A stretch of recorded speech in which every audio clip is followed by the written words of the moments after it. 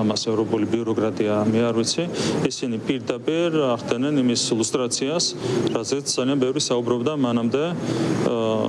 წლების განმავლობაში ხო რეალურად დღეს ქართული ხალხის თვალში ევროპული ბიუროკრატია ასოცირდება რადიკალიზმთან ძალადობასთან დემოკრატიის გულებელყოფასთან ყველა არასწორ ასე ვთქვათ განვითარებასთან რასაც ჩვენ ვხედავთ ევროპული ბიუროკრატიის ხარისხს და ეს რა თქმა უნდა პირდაპირ უარყოფითად აისახება არა მარტო ევროპული ბიუროკრატიის ევროკავშირის იმიჯზე და რეპუტაციაზე ჩვენი საზოგადოების თვალში ეს პროცესი უნდა შეჩერდეს ამისათვის მნიშვნელოვანია რომ ელჩები იქციოდნენ პირველ რიგში კეთილსინდისიერად იქციოდნენ ვენის კონვენციის შესაბამისად არ აღვევდნენ უხეშად საზოგადოების თვალწინ რადიკალიზმს სიძულვილს ჩვენს ქვეყანაში არ შეიძლება ევროპელი ელჩები